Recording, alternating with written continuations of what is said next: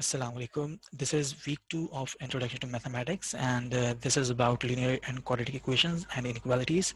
In the first unit of this week, we will study solution of first degree equations. Now, what is an equation? An equation is a statement that tells about the equality of two algebraic expressions. जैसा कि नाम से वाज़ेह है, equation में कोई equality का जिक्र होता है दो चीज़ों के बारे में, दो प्रेफरेबली दो अल्जेब्रिक एक्सप्रेशंस होती हैं या वेरिएबल और कोई न्यूमेरिक्स होते हैं, उनको आपस में इक्वेट किया जाता है इक्वल टू के साइन के जरिए. देर में be more than one variable, ज़्यादा वेरिएबल्स भी हो सकते हैं. जैसे आपको फर्स्ट एग्जांपल में नज़र आ रहा है कि एक वेरिएबल x है, दूसरे एग्जांपल में तीन वेरिएबल्स s r और t हैं, और तीसरी एग्जांपल में सिर्फ एक वेरिएबल है w. अगर आप इन तीनों एग्जांपल्स पर गौर करें, 3x minus 10 equals to 22 minus 5x, यहाँ पर दो दफ़ा x का जिक्र है, लेकिन still this is an equation, क्योंकि लेफ्ट साइड पे भी एक अलजेब्रिक एक्सप्रेशन है, राइट साइड पे भी अलजेब्रिक एक्सप्रेशन है. तीनों एक्सप्रेशंस या तीनों इक्वेशंस की शक्लें मुख्तलिफ हैं और तीनों अलग अक़साम की इक्वेशंस हैं, जिनको हम बारी बारी पे बाद में डिस्कस करेंगे. Now what is the solution of an equation? किसी भी इक्वेशन का सोल्यूशन क्या होता है? डेफिनेशन के मुताबिक ऐसे नंबर्स जिनको आप वेरिएबल्स की जगह पर प्लेस करें, वेरिएबल्स की जगह पर सब्स्टिट्यूट करें, तो वो इक्वेशन को ट्रू साबित कर दें, इक्वेशन दुरुस्त साबित हो जाए. दुरुस्त से मुराद ये है कि जो इक्वालिटी है वो दुरुस्त साबित हो जाए, दोनों तरफ सेम नंबर आपको लिखे नजर आ जाए, तो इसे हम कहते हैं कि equation becomes true. Now in चीज़ों को जो सॉल्यूशन ऑफ इक्वेशन होते हैं, किसी भी इक्वेशन के सॉल्यूशन, उनको हम रूट्स भी कहते हैं. So the number of values of the variables, चाहे एक वेरिएबल वाली इक्वेशन हो या एक से ज़्यादा वेरिएबल वाली इक्वेशन हो, तो जब हम उनको रिप्लेस करते हैं तो that would satisfy an equation, तो उनको हम रूट्स कहते हैं. Consider the following equation, 3x minus 10 equals to 22 minus 5x. ये वही इक्वेशन है जो अभी हमने पीछे एग्जांपल में देखी. नाउ अगर इस इक्वेशन में हम arbitrarily randomly x equals to 0 put करें, तो 3 into 0 is equal to 0 minus 10, तो लेफ्ट साइड पे माइनस 10 लिखा जाएगा. 5 इंटू 0 इज 0, 22 माइनस 0 इज 22, तो राइट साइड पे 22 लिखा नजर आएगा आपको. सो अब जो सिंप्लीफाइड इक्वेशन है यहाँ पर, इस सिंप्लीफाइड इक्वेशन के अंदर after we have put x equals to 0, इसमें जो स्टेटमेंट है वो फॉल्स साबित हो रही है. So this equation is false when you put x equals to 0. Thus x equals to 0 is not a solution of this equation. अगर कोई वैल्यू पुट करने से, किसी वेरिएबल की जगह पर कोई वैल्यू पुट करने से इक्वेशन फॉल्स साबित हो जाए इस तरह, तो हम उसको कहते हैं कि either this is not a solution of this equation or this equation does not have any solution. दूसरा केस हम बाद में देखेंगे. कभी कभी ऐसा भी होता है कि किसी इक्वेशन का कोई सोल्यूशन नहीं होता है, हम देखते हैं बाद में. नाउ अगर हम इस इक्वेशन में x की जगह पर 4 पुट करें, तो आप गौर कर सकते हैं x की जगह पर 4 पुट किया यहाँ पर भी और यहाँ पर भी. 3 into 4 is 12, 5 into 4 is 20. Now 12 minus 10 is 2, 22 minus 20 is 2. So the equation becomes true when we have put x equals to 4.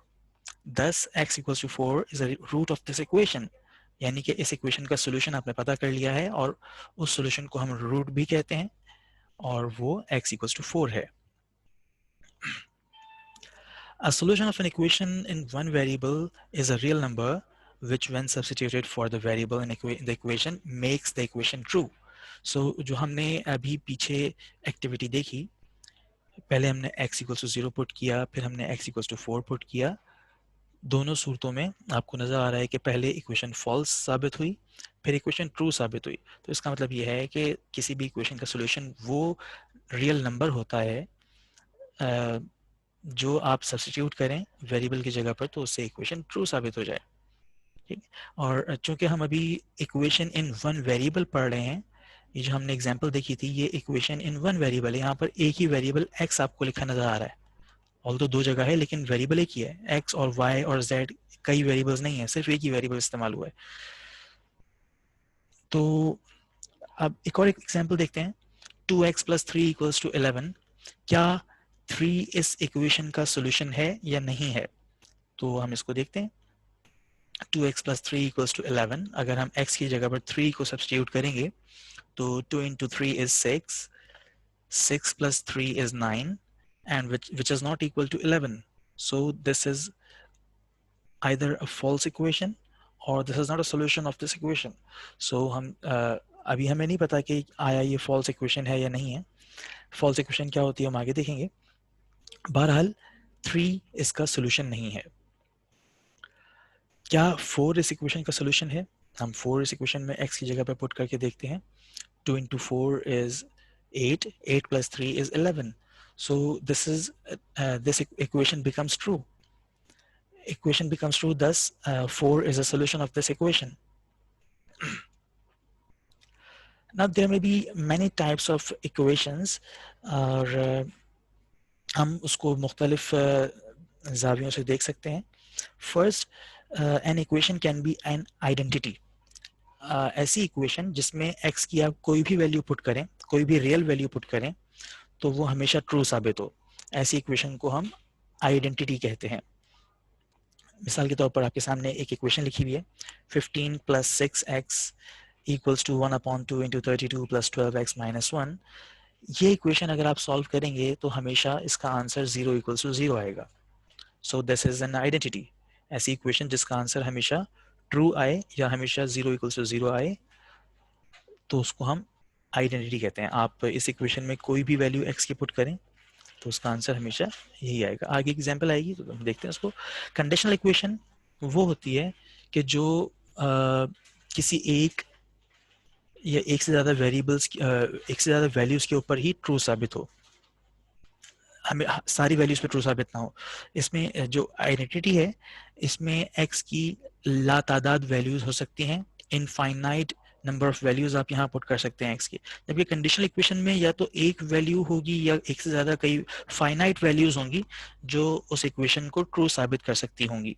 वो हम आगे एग्जाम्पल्स के साथ देखेंगे और कि कितनी वैल्यूज़ हो सकती हैं जो किसी इक्वेशन को ट्रू साबित कर सकती हैं। This equation x + 3 = 7. This equation becomes true only when x is substituted with 4. जब आप x की वैल्यू 4 पुट करेंगे सिर्फ तभी इसका आंसर 7 = 7 आएगा, इसके अलावा किसी और वैल्यू पर नहीं आएगा। नाउ कंट्रोडिक्शन और फॉल्स स्टेटमेंट, कोई ऐसी इक्वेशन जिसको आप सॉल्व करने की कोशिश करें तो उसका आंसर कभी भी ट्रू ना आए, हमेशा फॉल्स आए, तो उसको हम फॉल्स स्टेटमेंट या कंट्रोडिक्शन कहते हैं। जैसे कि x = x + 4, इसको जब आप सॉल्व करेंगे तो इसका आंसर आएगा 0 = 4, which is a false statement. ये ट्रू नहीं है, 0 4 के बराबर नहीं होता है। तो ऐसी इक्वेशंस, कुछ ऐसी इक्वेशंस होती हैं जिनको आप सॉल्व करते हैं तो उनका आंसर हमेशा फॉल्स आता है। So this is one of the examples of contradiction और false statement. Now degree of a polynomial. Polynomial का मतलब होता है एक ऐसी एक्सप्रेशन जिसमें डिफरेंट डिग्रीज ऑफ वेरिएबल्स हों। मिसाल के तौर पर आपके सामने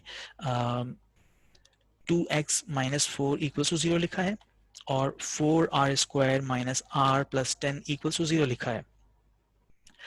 पहली एग्जांपल जो है, this example, this is a linear equation और this has a degree of 1, क्योंकि इसमें वेरिएबल जहां लिखा है, एक ये आपको वेरिएबल लिखा नजर आ रहा है, ये इसका कांस्टेंट है, इसमें भी हम वेरिएबल अज्यूम करते हैं। इस इक्वेशन को अगर मैं पॉलिनोमियल के टर्म्स में लिखना चाहूँ तो उसको ऐसे लिख सकता हूँ, 2 × x⁻1 -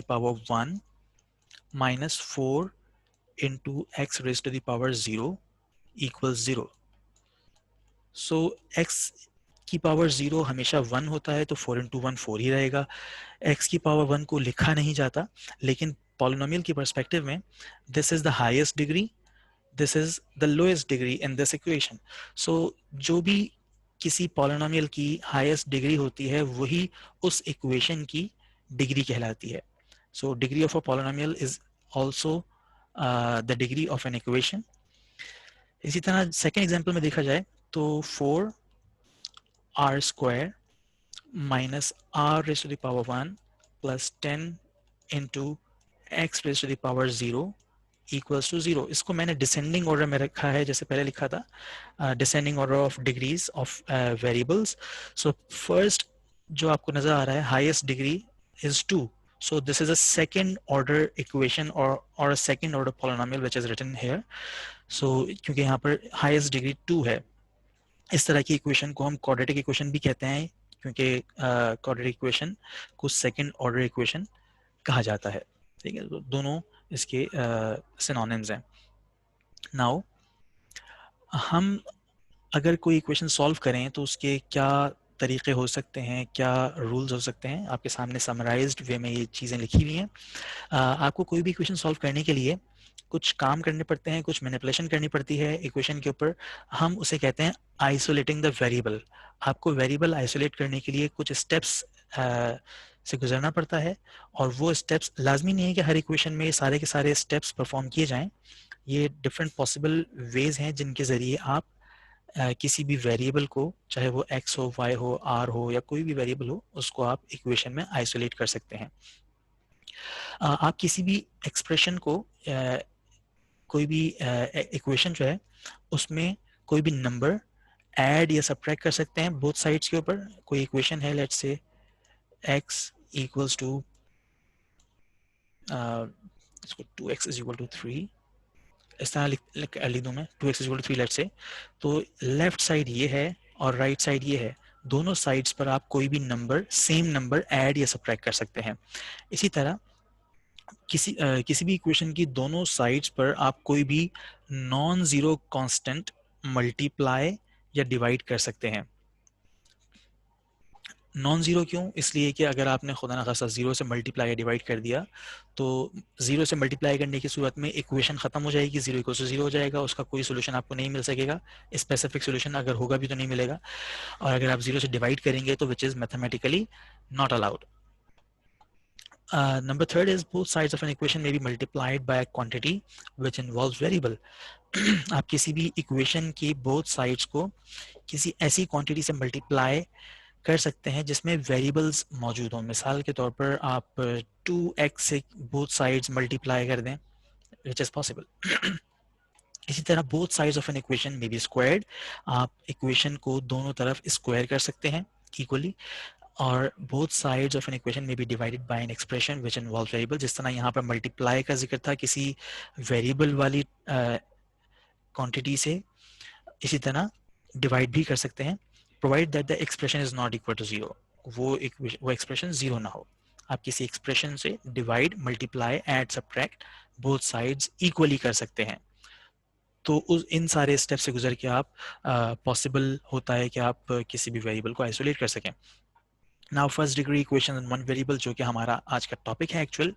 first degree equation in one variable, जैसे नाम से वाज़ेह है कि ऐसी इक्वेशन जिसमें x की हाईएस्ट, x या किसी भी वेरिएबल जो भी वहाँ मौजूद है उसकी हाईएस्ट पावर, हाईएस्ट डिग्री उसकी 1 हो और उसमें एक ही वेरिएबल हो. जैसे कि 3x प्लस 2x माइनस 5 एक ही वेरिएबल है x, 5x minus 4 equals to 12 plus x, इसमें भी एक ही वेरिएबल है. चाहे यहाँ पे y होता या z होता या r s t, कोई सा भी वेरिएबल होता वो एक ही होता, तो उसको हम first degree equation one variable कहते हैं.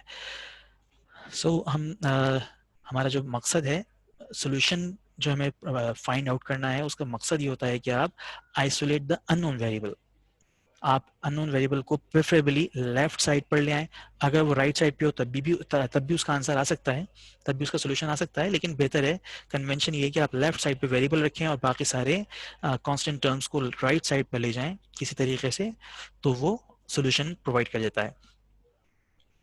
नाउ हम एग्जाम्पल देखते हैं for solving a first degree equation one variable. x plus 1 is equal to 3 into x minus 5.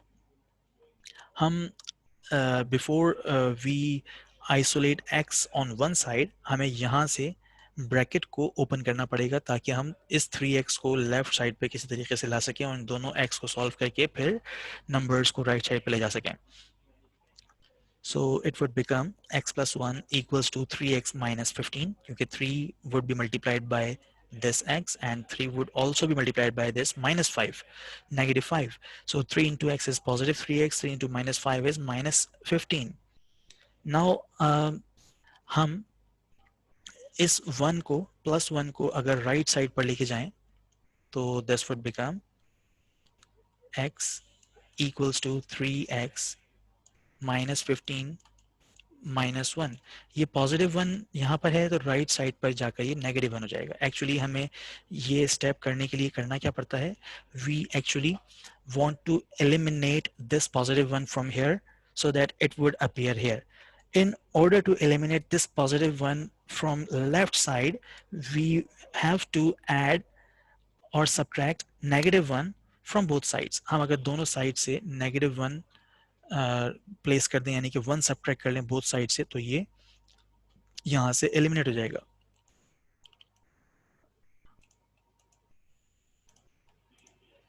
This is x plus 1. अगर हम बोथ साइड्स 1 सब्ट्रैक्ट करें सो ये एक्चुअली वही बनेगा जो हमने यहाँ पर किया है. डायरेक्टली पॉजिटिव 1 यहाँ जाकर राइट साइड पे जाकर नेगेटिव 1 हो जाता है. 3x minus 15 minus 1. So this one, positive 1 and negative 1 gets cancelled. X equals to 3x minus 16. So this step is summarized in this way. Now अब हमें चूंकि x को एक तरफ करना है तो this 3x would have to be eliminated from the right side, so it would appear on the left side. हम ये कहेंगे कि we are subtracting 3x from both sides. लिख देते हैं इसको, subtracting 3x from both sides.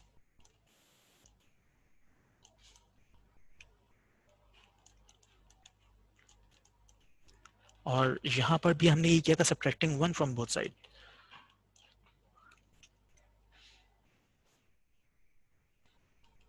Subtracting 1 from both sides. यहाँ पर हमने ये किया और अब हम ये करने जा रहे हैं. So it would become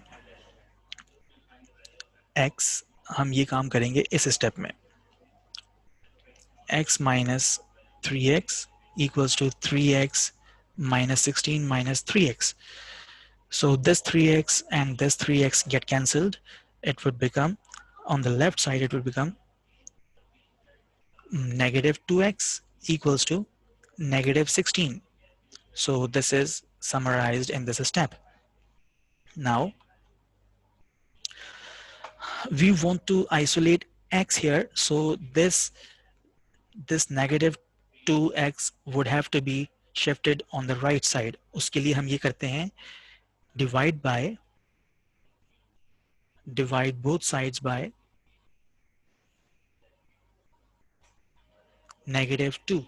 So negative 2x over negative 2x equals to negative 16 over negative 2. So ultimately it would yield, I'm sorry, this is not actually negative 2x, it's like only negative 2 on the left side. This negative 2 and this negative 2 get cancelled. So this is only x on the left side, and this is negative get cancelled. 2 and 16 are cancelled with the factor of 8. So x equals to 8 is the solution of this equation which was given. So I hope ये method clear होगा कि आप किस तरीके से numbers को across the equality sign move करते हैं. जो हम मूव करते हैं नंबर्स को, एक्चुअली या तो हम ऐड कर रहे होते हैं बोथ साइड्स, या सब्ट्रैक्ट कर रहे होते हैं, या मल्टीप्लाई कर रहे होते हैं, या डिवाइड कर रहे होते हैं.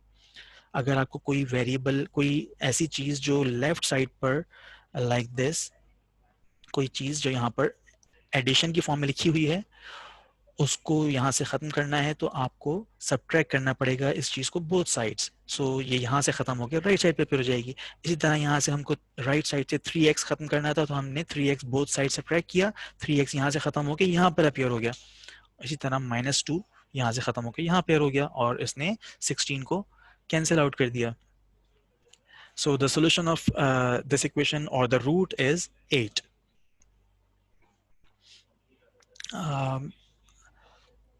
If we want to check if the solution is correct, हमें ये करना होता है कि हम उस solution को equation के अंदर substitute कर दें. अगर हम 8 को x की जगह पर put करते हैं, जो actual equation मैं यहाँ लिख देता हूँ. Actual equation is x plus 1 equals to 3 into x minus 5. This is the actual question. इसमें x की जगह पर 8 put किया, इस वाले x की जगह पर भी 8 put किया, तो 8 plus 1 is 9 equals to 3 into 8 minus 5, which is 3. 3 into 3. So it would yield 9 equals to 9, which is true. So the solution which we found out in this example makes the equation true. Thus, it is the correct solution. Another example, 2x plus 5 equals to 10 plus 2x. Subtracting 2x from both sides, क्योंकि हमें variable को ख़त्म करना है, हमें नज़र आ रहा है कि दोनों तरफ सेम वेरिएबल है. बज़ाहिर देखने से, ऐसी इक्वेशन को देखने से समझ में आ जाता है कि ये या तो कंट्राडिक्शन है या फॉल्स स्टेटमेंट है, क्योंकि दोनों तरफ सेम चीज़ लिखी हुई है. So subtracting 2x from both sides would yield 5 equals to 10. इसका मतलब ये है कि ये इक्वेशन करेक्ट नहीं है, ये इक्वेशन फॉल्स है, फॉल्स स्टेटमेंट या कंट्राडिक्शन है, और ऐसी इक्वेशन का कोई सोल्यूशन नहीं होता है. This equation does not have any root और solution. Another example of another type of equation, which is identity. X minus 3 equals 2x minus 6 upon 2. हमें यहाँ से अगर 2 खत्म करना है तो हम क्रॉस मल्टीप्लाई करेंगे, multiplying both sides of equation by 2. तो जब यहाँ पर भी 2 मल्टीप्लाई किया जाएगा तो वो 2 और ये 2 कैंसिल आउट हो जाएंगे. मैं करके दिखा देता हूँ. x minus 3 into 2 equals to 2x minus 6 upon 2 into 2. This 2 and 2 get cancelled. So it would remain 2x minus 3 equals to 2x minus 6, like this. Now we simplify the bracket. 2 into x, 2 into minus 3, 2x minus 6 equals to 2x minus 6. अगर हम इस equation को further solve करेंगे तो it would become 0 equals to 0. कैसे? First we have to subtract 2x from both sides, so it would yield minus 6 equals to minus 6.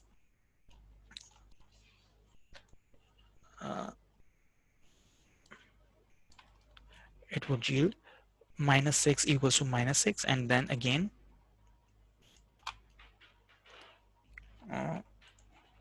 I have to select the pen.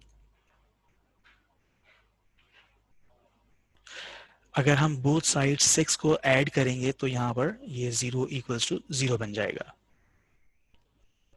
So this is true for all values of x, और x की तमाम value से true होने का मतलब ये है कि आप इसमें x की कोई भी वैल्यू पुट करें, इसका आंसर हमेशा करेक्ट होगा.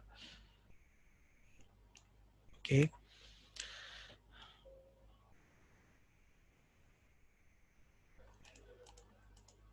Now there are some review questions for this section. ये questions आप लोग खुद ट्राई कीजिएगा तो आपको जवाब देना है कि आया इन तीनों इक्वेशंस का सोल्यूशन एग्जिस्ट करता है या नहीं करता, और क्या सोल्यूशन है. अगर सोल्यूशन नहीं है तो आया ये आइडेंटिटी है या कॉन्ट्रडिक्शन है, तो आपको आइडेंटिफाई करना है. So this ends our unit 2.1 of this week 2.